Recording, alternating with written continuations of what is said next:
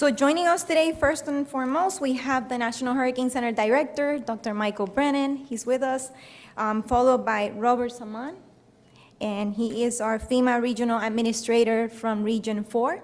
And last but not least, we also have Kevin Guthrie from the Florida Department of Emergency Management Director. So welcome, you guys, and thank you so much for being with us this afternoon. So also, one of the biggest things, so today in this press conference, we just wanted to discuss more on the National Hurricane Conference, mainly the preparedness, and talk about the upcoming season. So let's, any questions in regards to those topics, all right? So with that said, I will turn it over to Michael Brennan, so you can start. Thank you so much. Yeah, thank you, Maria. Good afternoon, everybody. Just start with a couple of quick thoughts. Going back to 2023, we saw a hurricane season in the United States where we had impacts pretty much across the country, from California to Texas to another major hurricane landfall in Florida to Ophelia along the East Coast to the impacts of Lee up into the North Mid-Atlantic and New England states. And it just serves as a reminder that all portions of the U.S., from Texas to Maine, the Southwest U.S., Puerto Rico, U.S. Virgin Islands, are at risk every year. And thinking back to the levels of activity we've had, Idalia was our 9th major hurricane landfall in the United States going back to 2017. It's been quite a remarkable string, and 20 hurricane landfalls, around 20 tropical storm landfalls during that period of time. So we've had almost every inch of the U.S. coastline affected, and it's a great reminder as we head into the 2024 hurricane season that everyone is at risk, and this is the time to prepare and know what your risk is. It's all about gaining that knowledge, finding out, do you live in a storm surge evacuation zone? That's going to form the foundation of your hurricane preparedness plan. Know what your risk is from wind, from freshwater flooding hazards. And a reminder from sort of a community perspective, we're in Florida, where we have a tremendous influx of people moving into this state and other coastal portions of the United States from non-hurricane prone areas. And this is a great time to find your new neighbor, talk to them about hurricane season coming, tell them how you and your family get ready, and make this a community effort to have everybody prepared for the upcoming season. And we have to keep the focus on the hazards. We're making improvements in track and intensity forecasts, but it's the hazards that kill people, and it's really the water hazards. And again, we are continuing to advance in our storm surge modeling and warning capabilities. The National Weather Service is rolling out flood inundation mapping this year to portions of the country that are going to start to give us an idea of the footprint of freshwater flooding. And a reminder, too, that freshwater flooding has been responsible for about 60% of the fatalities in this country from tropical storms and hurricanes over the last 10 years. So that really has become an increasing focus. Storm surge still has the potential to kill the largest number of people in a single day, as we saw in Hurricane Ian in 2022 in Fort Myers Beach. But surf and rip currents have been an underrated killer. They were responsible for the vast majority of the direct fatalities in the United States last year, and over the last 10 years has killed just about as many people as storm surge. And these fatalities tend to occur one or two at a time. They don't get a lot of attention. They can often occur from storms that are hundreds or thousands of miles away, especially along Atlantic-facing beaches. And this is an area where we're going to try to put an increased emphasis on from the Hurricane Center and try to better communicate that risk. In keeping with the focus on hazards, the Hurricane Center is rolling out a couple of new experimental products this year. First is a rainfall graphic for international areas that will depict the rainfall forecast over portions of the Caribbean and Central America, where rainfall is the largest killer by far in terms of freshwater flooding. We're going to roll out an experimental version of the cone graphic in around mid-August timeframe that will depict the inland hurricane and tropical storm watches and warnings over the United States to better convey the wind risk and remind people that those hazards extend often well outside the cone during the watch warning timeframe.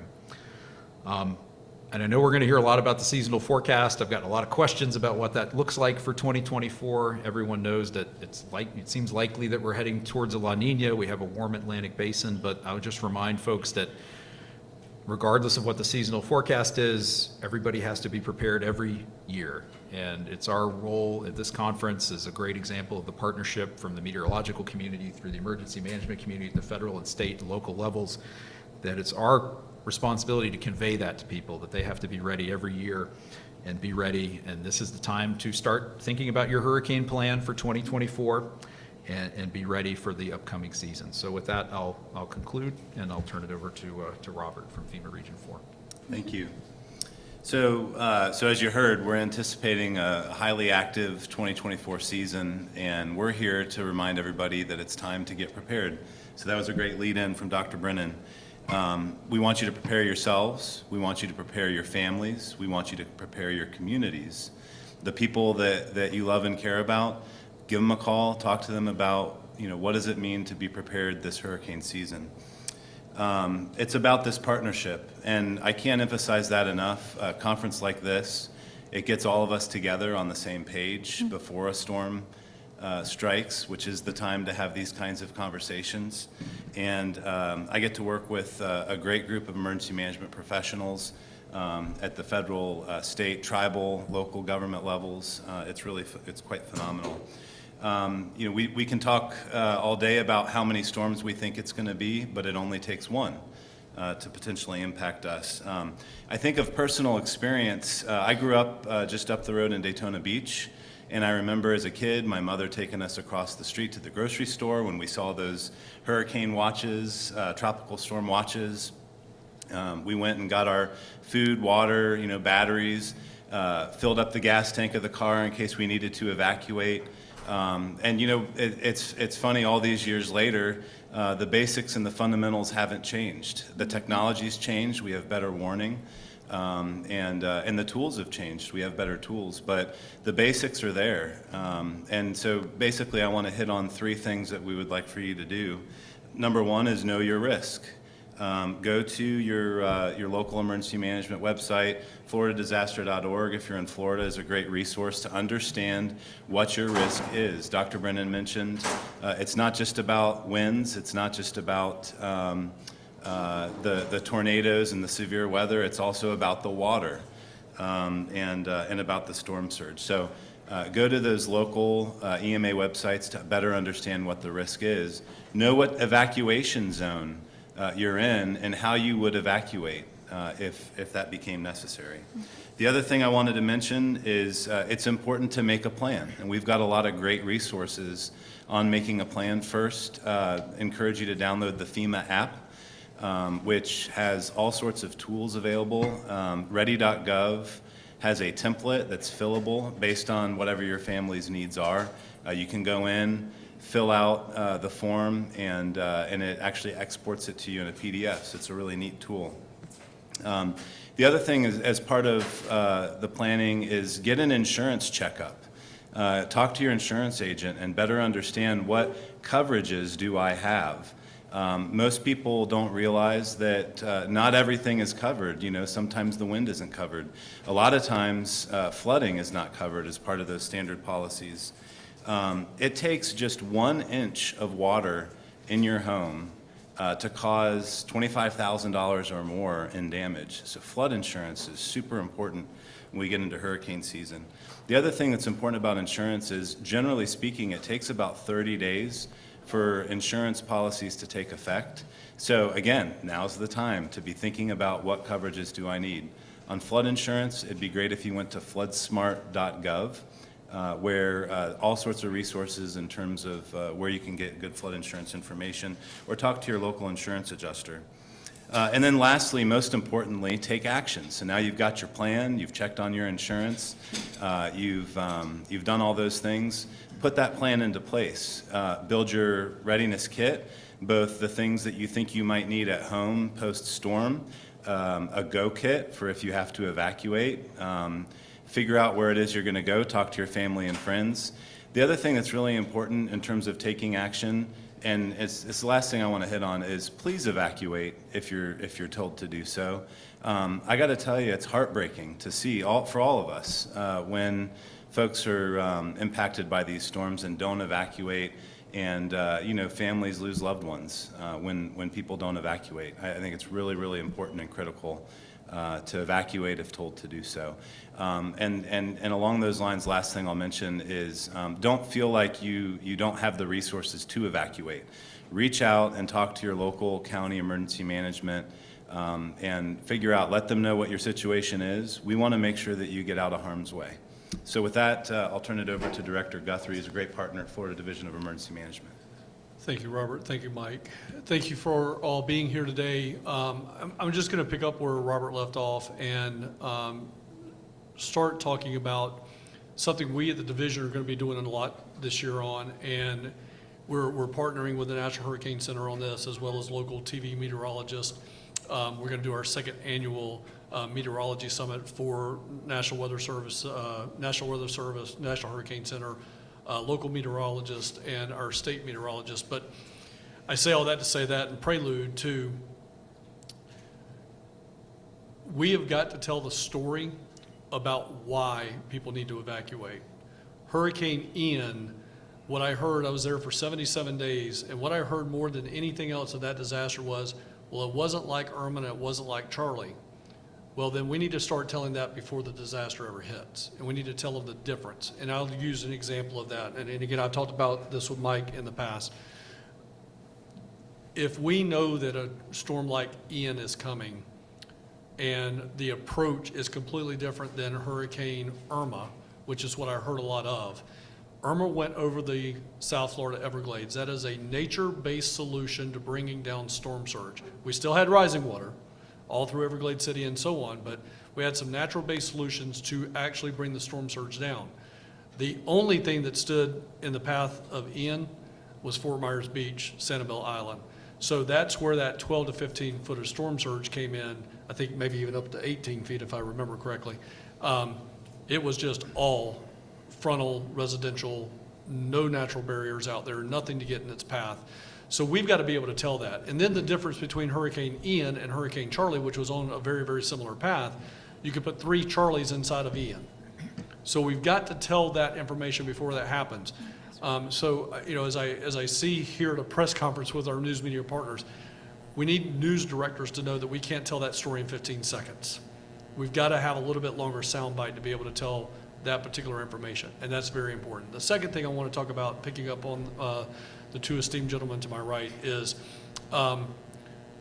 you've got to be cognizant of not just the hurricane watches and warnings, the tropical storm watches and warnings, but all. And when I say all, I had a preacher once tell me all means all, and that's all that all means. So all the watches and warnings. Storm surge watches and warnings extended from Hurricane Ian and Hurricane Idalia for miles, hundreds of miles in each direction.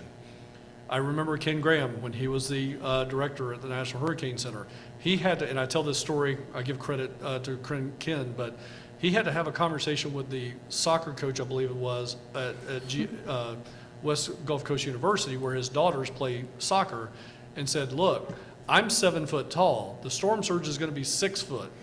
Where that's at, what are you doing to protect the team? So we've got to be able to tell those type of stories and not just look at where the cone was, and at the time the cone was up in Tampa, ultimately made impact in Lee County. We've got to be able to tell that story, and we've got to be able to make sure people are not paying attention just to the cone, but everything that extends out. Again, one more example of this is the very first impact of Hurricane Ian and Hurricane Idalia were tornadoes hundreds of miles away from the center of the hurricane. So we've got to make sure that we're informing everybody of everything that could happen inside of these hurricanes. From that, I will say the division continues to focus on a handful of strategies and priorities. Number one, we want to make sure that, again, as Robert said, we want everybody to know their zone. We want you to know where you live at. Are you familiar with an evacuation zone, which is different than a flood zone? There's a lot of people that go to a website and they'll say, well, they called for an A zone, but I'm an AE area. AE is flood zone for National Flood Insurance Program. It is not your evacuation zone. So again, we want people to focus on evacuation zone. Know what that zone is. In Florida, it goes A, B, C, D, E, and then some folks have F, which is typically generated with that inland flooding, which I'm going to be very interested this year, Mike, to see if we have more counties and cities buy into the F program with the freshwater flooding products you're putting out. I think we probably will. So know your zone. The next thing we want people in Florida to do is know your home. Again, you can go to your local property appraiser's office and find out what year your home was built in. If it was built after 2004, you're required to comply with Florida Building Code. You may be in a situation where your house is inland and it's rated 115 miles an hour, and you're going to only experience 60-mile-an-hour winds. You're not in an evacuation zone. You may be able to shelter right there where you're at, and you don't need to evacuate at all. We've had a lot of shadow evacuations. I go back all the way to Hurricane Irma. Millions of people. There was, and again, I give Ken Graham the credit here. He knows all those stats like the back of his hand, but I believe his statement was we over-evacuated South Florida by about 3 million people. So imagine if there were 3 million fewer people on the road for those that actually needed to evacuate. So again, know your zone, what your evacuation zone is, know your home, know what year it was built. If it was built not in conjunction with the Florida Building Code, which is the best building code in the country and pretty much in the world, and we see that after Hurricane Ian, we see how homes still standing. The Florida Building Code works. So we want you to know what your home is rated. The next thing we want to do, again, is halfway full, halfway there. What are we talking about there? Keep your electric cars charged halfway during hurricane season. Keep your gas tanks at halfway full. You don't have to, and then that pairs into another program that I'm going to intertwine here. You no longer have to drive hundreds of miles. As I look left or to my right, we're somewhat in the same generation. So my family's plan when I was a kid was we would go up the Woodpecker Trail out of Jacksonville, Florida to Atlanta, Georgia. 350-mile evacuation route. You don't have to do that anymore. Tens of miles versus hundreds of miles. We just have to get you into where the Florida Building Code is at, where those winds are going to die down. You don't have to do that. So if you go tens of miles, you're only going to need a half a tank of gas. You don't need to go and fill up. You don't need to have a full charge. Just again, if we go back to Hurricane Ian, I know we've had a Hurricane Idalia this last year, but if in the case of Hurricane Ian, had people just gotten across Estero Bay to the main side of Fort Myers, they'd still be alive today. So I think, and that's tens of miles. So we're focusing in those areas. Again, reiterate what Robert said, have a plan. You shouldn't be developing a plan right now. What I would say right now is, as you get ready to go into hurricane season, if you are one of the 70% of Americans that are living paycheck to paycheck, make some conscientious decisions today or this weekend when you go to the grocery store. Instead of buying fresh fruits, fresh vegetables, fresh meats, maybe consider going to canned fruits, canned vegetables, canned meats if you're living paycheck to paycheck. Those are all good strategies to where now when I have to get my stuff and go out the door, I just take that same plastic grocery bag or that same recyclable bag and I load everything right back into that bag and I'm out the door. I can do that in a matter of minutes, all right? So those would be my 3 smart steps, making sure you're looking and making strategies today if you're living paycheck to paycheck. Evacuate tens of miles, not hundreds of miles. Know your home and know your zone, or the things that we're going to be focused on very much with the Florida Division of Emergency Management and our partners, again, at FEMA, at the National Hurricane Center, our local National Weather Service offices, local county emergency management director. So again, thanks for inviting me to be here, a part of this press conference. No, thank you so much for all of you guys for all your remarks. Definitely very important information. So, all right. So with that said, let's go ahead and take some questions from the reporters. Are there any questions right now? Yeah, Kim. This is Kimberly Miller with the Palm Beach Post. I guess it's for Kevin. You said you were at Ian's landfall after the storm. Besides people saying that they didn't know the difference between Ian and Charlie, which I feel like I've heard a lot of the National Hurricane Center talking about, what were the other reasons why they didn't evacuate? So the one that I heard more, I did not hear Charlie versus Ian so much as I heard Ian versus Irma. And they said that the water, that what Cat 4 hurricane, I believe, Mike, was Hurricane Irma at landfall, and its second landfall, somewhere in that area. Why should I leave for the water? Because the water never made it here. And again, the approaches of those 2 storms were completely different, just absolutely different. Almost a north-northeast approach versus, north-northwest approach versus a north-northeast approach. And that was a big situation. I heard it over and over again. The water never got this high. Of course, the water didn't get high. It was a completely different approach. Follow up what Jim said. Do you think that messaging that you're trying to push now that people felt like, I just can't evacuate all the way to Orlando or to Tallahassee or wherever, is preventing people from leaving at all? Right. So, I pick up on something Robert said is if you are an individual that is in need of help, you've got to communicate that to your local emergency management agency and do that today. Don't wait. Every county in this state has a special needs registration. Now, that's another thing that we've got to break down some silos on, because a lot of people think my father is by definition a special needs client.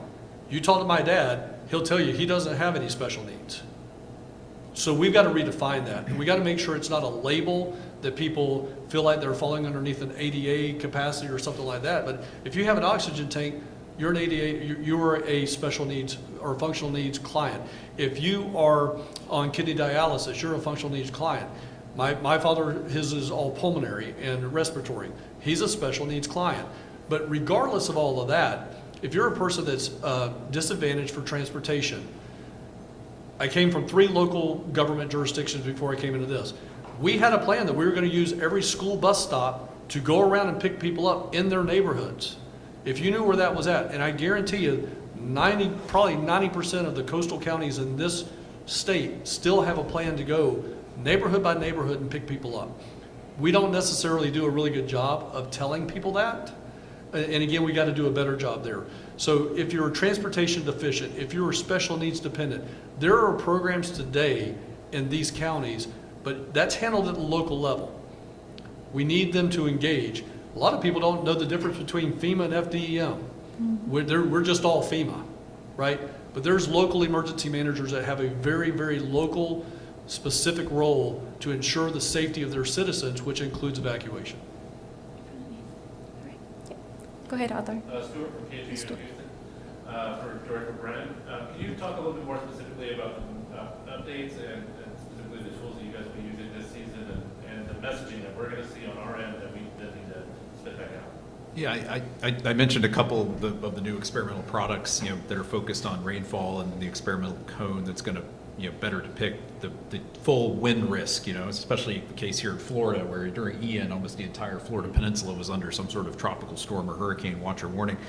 I think otherwise, we're going to continue pushing key messages that are very hazard focused. We're going to continue to push out into the social media space, try to get our voice out there earlier.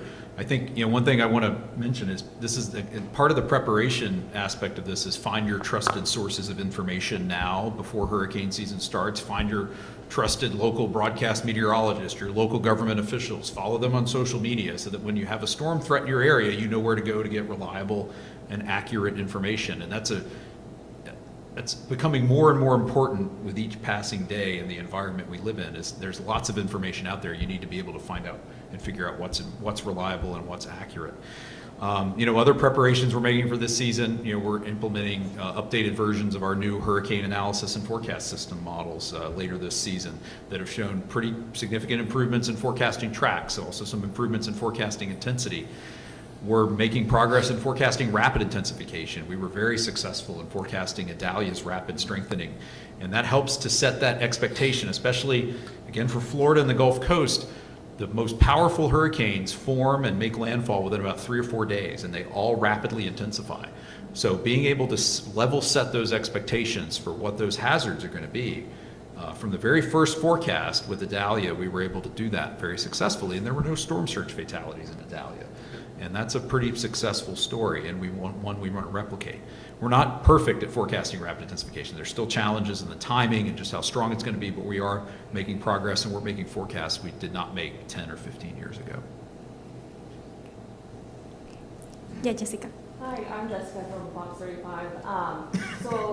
This is for Dr. Michael Brennan. So there obviously have been a lot of changes to the forecast cone. I feel like that's been all meteorologists are talking about lately. So can you talk about some specific changes and then what specific issues these are trying to solve? Just to elaborate on that. Sure. The cone itself is not changing, and it'll be a little different in size this year as it is every year, but not dramatically so. So the change for this year is we're emphasizing the inland watches and warnings for tropical storm and hurricane. Again, as Kevin said, trying to emphasize that those risks for those wind hazards extend well outside the cone in most cases, especially for powerful hurricanes. So we would encourage our partners in the broadcast media to pick those inland watches and warnings as well. You have the ability to show all that information, and not just for wind, but you can show flooding, tornadoes, storm surge. It's not all something that's going to fit in one picture or can be conveyed in one number or one word. The hazards are going to be different in time and space, and folks are going to have different levels of risk depending on where they live and depending on what phase of the storm they're going to be affected by. You could go back to Harvey in Texas, and you have a life-threatening storm surge and Category 4 hurricane landfall, and then a couple days later, a couple hundred miles, you have a catastrophic freshwater flooding event. That's hard to encapsulate in one particular word or message. So our challenge to our community is to focus on those individual hazards and do the best we can to convey that in a consistent and a consolidated way. Ivan? Chief Meteorologist David Paul from CBS Miami. My question, thank you for being here, is for the whole panel. We ask a lot of questions of you. What I want to know is, what are some of the things you'd like to see from us as the messengers on broadcast media and all of our platforms that we can do better to communicate all the threats that come with a particular tropical system? I guess I'll start. I think going back to last year's AMS broadcast conference, I think there was a presentation that focused on, what are broadcast meteorologists showing when they're talking about a hurricane. And a lot of it ends up being satellite imagery and radar imagery and things that look great on TV and make for great pictures, but that was being done at the expense of watch warning and hazard information. So again, a focus on the hazard. We know that satellite pictures get attention, and they get people to pay attention and say, hey, this storm looks really dangerous, but spend as much or more time focused on the water hazards. Where is the storm surge watch warning? Where does that line up with where people are being asked to evacuate? Again, reinforce those local state government decisions, and then focus on the inland flooding hazard. And again, remind people that it's not just a coastal event. It can happen hundreds of miles away and days after an initial landfall. And that risk is as deadly or more deadly than some of the risks that primarily occur in the landfall area. I think those would be the first things that I could think of. Yeah, and I'll just add to that. First of all, thank you for doing what you're doing now. Yeah. I think that's extremely helpful. The fact that you all are here means that you also care, and I think we're partners in getting this message out. So the earlier, which is now, getting the message out, I think is one thing. I think the other side of it is bringing that human interest piece to it, interviewing the folks that wish they would have evacuated. You asked the question about, a little bit earlier about, well, I've never seen devastation like this before. How often have we as a community heard that from people after they get impacted by a storm? It's never been that bad. Well, we keep hearing that from folks, and I think it's important to also remind people that, yeah, it can get that bad, it can get worse. Use the science, use the great products that are coming out of the National Hurricane Center, but connect it to that, to the human side of things. But I think getting the message out early is really the key. I'll just add one more thing. I think at the local broadcast meteorologist level and the local media level, you understand and know the culture and the history of the communities you serve, and you know that, like Kevin alluded to, we just had a hurricane 3 years ago that was similar or different from this storm in this way, and this is what happened on the ground, and this is why this storm's going to be different. And I think that's a way that we can reinforce that message and remind people about, hey, this is not going to be the same as the storm you might have experienced. Maybe it was 3 years ago, maybe it was 30 years ago in some parts of the country. So again, and so that the local knowledge and connection that you have with your audience is the key to making sure that they can understand and take the appropriate type of action for the given storm that's approaching. Yeah, Mike, I completely agree. Shameless plug here. The second annual meteorology summit for the state of Florida will be April 23rd, right here in Orlando. Please be here for that. I would encourage national networks. We have Fox Weather that comes in for that. We have Dr. McNabb was here last week for last year for AccuWeather. I'm sure he's going to be back again. And then we bring in the National Hurricane Center, Storm Weather Protection Center, National Weather Service offices, and then local meteorologists. But again, what Mike said is, you know your communities better than anybody. For CBS Miami, I would say it floods in Brickell on a good day. What's going to happen when we get 8 feet of storm surge? Make those connections time and time again. 2 inches of rain in Brickell brings us X. 8 foot of storm surge is going to be 2,000 times more than that. And again, I think we've got to make those connecting dots for individuals. We've got to be the dot connectors, and that happens again to Mike's point. That local meteorologist. I could sit Mike Brennan down in front of my dad today. I could sit Ken Graham in front of my dad today, and he's going to say, well, what does Mike Burr say? Who is his local meteorologist, his local trusted source. So we've got to make those connections. We've got to make those often. Being here, getting the message out now, starting that messaging today in conjunction with the launch of the National Hurricane Conference is the way to do it. And then I think we've got to have there's a pace that we've got to do that we don't overcook it right now, but then when the disaster happens, we've got to take the time to, again, tell those bigger stories. And again, I know a couple of the national weather networks have the ability to show how high water is going to get at a particular XY point. But I think that's good, but then we need to go back and say 6 years ago, 5 years ago, 30 years ago, that same intersection, this is what that would look like, because there's things that affect that. Construction affects that.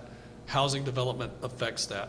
Sometimes we get, we actually do an artificial barrier reef, and that's going to affect that. So we got to be able to tell those stories and tell people, because I do believe that if we take the time and really educate and give them the science, give them the understanding, compare the things that they have a historical knowledge of, we will get more people to activate and move there. Mike, I'm going to put you on the spot again. The PhD that you guys at National Weather Service have out of Alabama, Dr. Laura Myers. Yeah. Dr. Laura Myers, words mean stuff. That's by far the smartest person I've ever met in my life. But Dr. Laura Myers, we're now not in a hurricane watch or warning. It's an emergency. What is that word that's going to get people to, oh, this is different. Okay, what is that next word? So I would highly encourage you guys to find out those words from a psychological standpoint. I know Dr. Laura Myers, we had her at the Hurricane Summit last year, or I'm sorry, at the Meteorology Summit last year. But what are those words that are going to cause people to action? Right. And they may be different from one community to another. Absolutely. And those strings that you pull on to incur action are going to be different. And I think, too, we know from social science that when people hear inconsistent messaging, they tend to not act. And that's why it's so important to have that consistency of message. That's why we have a media pool at the Hurricane Center, so we can talk to you at a local or national broadcast media outlet, and we can all reinforce the same message. And the more people hear the same message from multiple sources, the more likely they are to take action. And that's the gist of the hurricane, or the meteorology summit that we all agreed to be a part of, because we want to show the community we're all coming together to get on the same page with the same messaging. We all agree that if we're going to use the word emergency, here's what emergency means, and this is when we would use it. So, we're doing our part.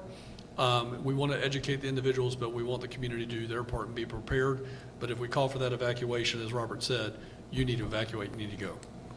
Well, thank you guys so much. Thank you all for all your input. Definitely is really helpful. And so with that, we'll come to a closing for the press conference. Thank you all for being here, and thank you for all the questions. And I just want to thank you all, the experts, for spending some time with us and speaking with everybody. So, and with that, let's give them a round of applause. And yeah. All right. Well, thank you, and have a good afternoon, guys.